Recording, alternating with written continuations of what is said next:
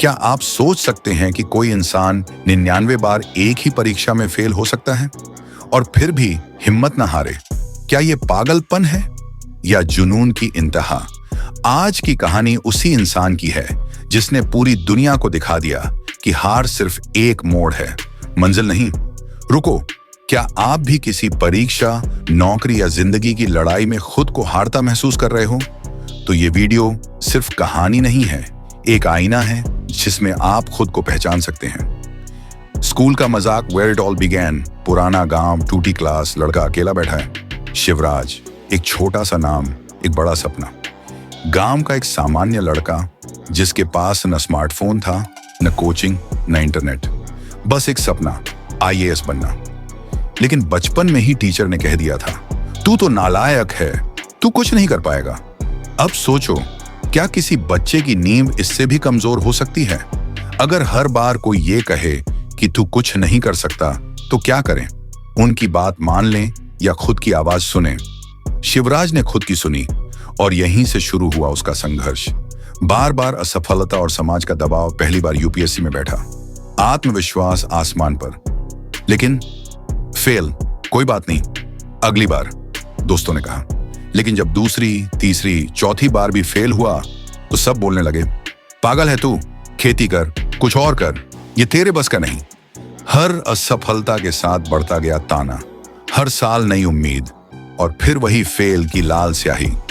क्या आपने कभी ऐसा महसूस किया है जब पूरी दुनिया आपको छोड़ देती है और आप अकेले रह जाते हैं?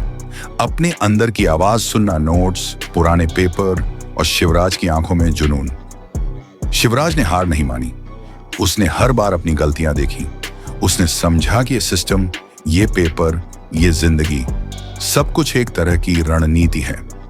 हर बार फेल होने के बाद उसने खुद से एक सवाल किया, मैं कहां चूका? और फिर वो बैठ जाता अपने ही जवाब ढूंढने।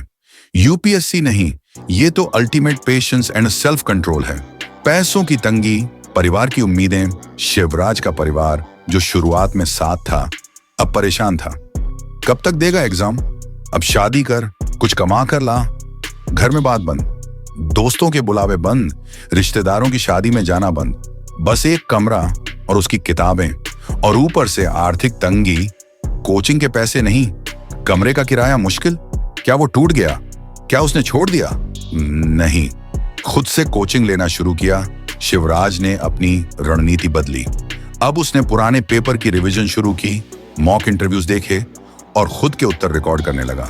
उसने यूट्यूब से फ्री लेक्चर निकाले, गांव के बच्चों को पढ़ाकर अपने खर्च निकाले। अब वो रटने नहीं, समझने लगा था। हर असफलता से वो एक नया सबक लेता और खुद को फिर से गढ़ता। यूपीएससी क्रैक करने की सबसे बड़ी कोचिंग कहां है? आपका खुद का माइंडसेट। मिड पॉइंट ट्विस्ट, 99वीं बार भी फेल। 99वीं बार भी उसने पेपर दिया। उम्मीद थी, तैयारी थी और मेहनत की हदें पार कर चुका था, पर फिर भी फेल। अब क्या? अब तो उसने भी हार मान ली। नहीं, शिवराज ने उस फेलियर को अपनी आखिरी लड़ाई नहीं माना। वो बोला, अगर अब भी नहीं हुआ तो शायद मैं कुछ भूल रहा हूं और मैं तब तक नहीं रुकूंगा जब तक समझ ना आ जाए। माइंडसेट की क्रांति। अब उसने खुद को ट्रेन करना शुरू किया, जैसे एक खिलाड़ी अपने अंतिम मैच के लिए करता है। विजुअलाइजेशन, मेडिटेशन, टाइम मैनेजमेंट और सबसे जरूरी, नेगेटिव थॉट्स से लड़ाई। अब वो खुद से लड़ने लगा। वो डर, वो शक, वो थकावट जो उसे पीछे खींच रही थी। हर फेलियर एक सबक नहीं देता, कुछ फेलियर आपको खुद से मिलवाते हैं। शरीर जवाब दे रहा था, घंटों की पढ़ाई, दिन रात की मेहनत, नींद की कमी। अब उसका शरीर भी जवाब देने लगा था। डॉक्टर ने कहा, तू खुद को बर्बाद कर रहा है, पर उसके अंदर की आवाज कह रही थी, बस एक बार और। क्या आपने कभी उस स्थिति का सामना किया है जब शरीर कहे रुक जाओ, लेकिन आत्मा बोले चलते रहो? क्लाइमैक्स, 100वीं बार जब सपना साकार हुआ, उसने फिर से दिया पेपर। इस बार उसने खुद को टूटा नहीं महसूस किया, बल्कि शांत और स्थिर था। और जब रिजल्ट आया, वो नाम चमक रहा था, शिवराज सिंह, रैंक 62, आईएएस। 99 बार की हार अब सिर्फ आंकड़ा थी। 100वीं जीत ने सब मिटा दिया। अब वही शिवराज आईएएस है जिसके लिए लोग कहते थे, तू नालायक है।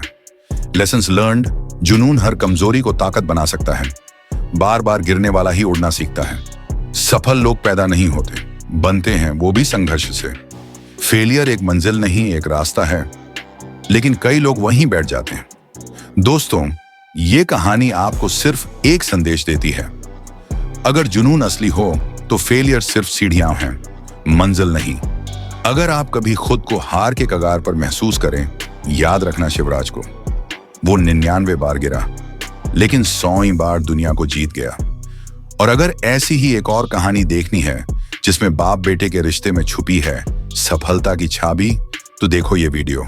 बेवकूफ पिता और बेटे की कहानी, the boy who never give up, end screen पर लगेगा। Don't forget to like, comment and subscribe. तुम्हारी एक क्लिक हमें अगली कहानी लाने की हिम्मत देती है।